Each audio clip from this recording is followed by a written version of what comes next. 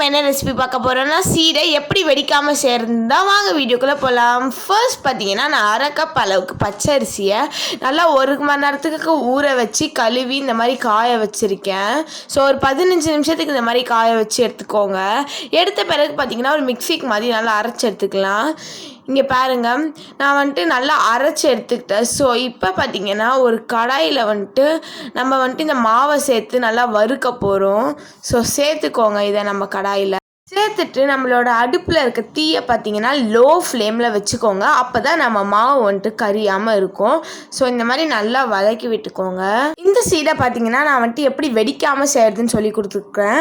So steps அதுக்கப்புறமேட்டா பார்த்தீங்கன்னா இதில் இருக்க அளவுகள் எல்லாம் கரெக்டாக போடுங்க. சப்போஸ் உங்ககிட்ட கப் இல்லைன்னா நீங்கள் உங்கள் வீட்டில் இருக்க ஏதாவது ஒரு பாத்திரம் இல்லை ஒரு கிண்ணம் எடுக்கிறீங்க, அந்த கிண்ணத்தில் வந்துட்டு அரை கப் நான் சொன்னேன்னா அரை கப் மாவு அந்த மாதிரி எடுத்துக்கோங்க.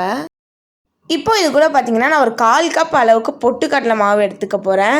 ஸோ பொட்டுக்கடலை மாவுனா ஒன்றும் இல்லை, நம்மளோட பொட்டுக்கடலையை வந்துட்டு 1/4 கப் அந்த மாதிரி எடுத்து மிக்சியில் போட்டு அரைச்சி எடுத்திங்கன்னா அதுதான் பொட்டுக்கடலை மாவு. ஸோ இப்போ இது கூட வந்துட்டு 1 டேபிள் ஸ்பூன் அளவுக்கு எள்ளு, உங்கள்கிட்ட கருப்பு எள்ளு இருந்தால் நீங்கள் சேர்த்துக்கலாம். நான் இன்றைக்கி வெள்ளை எள்ளு சேர்த்துருக்கேன். அப்புறம் இது கூட பார்த்தீங்கன்னா ஒரு 3/4 டீஸ்பூன் அளவுக்கு உப்பு பார்த்தீங்கன்னா உங்களோட டேஸ்ட்டை பொறுத்து நீங்கள் சேர்த்துக்கலாம். ஒரு சிலர் நிறையா சாப்பிடுவீங்க, ஒரு சிலர் கம்மியாக சாப்பிடுவீங்க, அதை பொறுத்து சேர்த்துக்கோங்க. இப்போ இது கூட வந்துட்டு நெய் பார்த்தீங்கன்னா கொஞ்சமாக சேர்த்தா போதும், ஒரு 1 டேபிள் ஸ்பூன் அளவுக்கு. எல்லாத்தையும் சேர்த்து நல்லா வறுத்து எடுத்துக்கோங்க.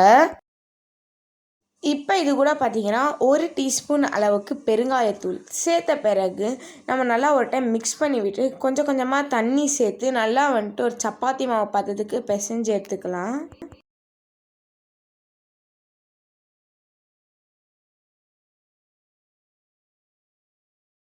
இப்போ பாருங்கள், நான் நல்லா பிசைஞ்சு எடுத்துட்டேன். இப்போ நம்ம என்ன பண்ண போகிறோம்னு பார்த்தீங்கன்னா நம்மளோட சீடையை கொஞ்சம் கொஞ்சமாக சின்ன சின்ன உருண்டையாக போட போகிறோம். ஸோ இந்த மாதிரி எடுத்து நல்லா சின்னதாக போடுங்க. இங்கே பாருங்கள், நல்லா உருட்டி எடுத்துக்கோங்க, ஒரு விரிசலுமே இல்லாமல்.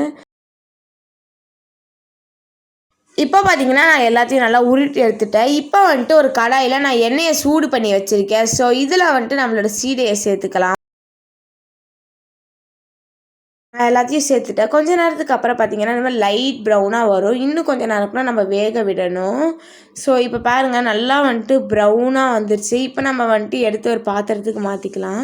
இப்போ பாருங்கள் எவ்வளோ மொறு மொறுன்னு இருக்குதுன்னு இந்த சீடை. உங்களுக்கு இந்த வீடியோ பிடிச்சிருந்ததுன்னா லைக், ஷேர் மற்றும் சப்ஸ்கிரைப் பண்ணுங்கள். பக்கத்தில் இருக்க பெல் பட்டனை கிளிக் பண்ணுங்கள். நாக்கின் ருசி இனிக்கட்டும். Thank you and bye.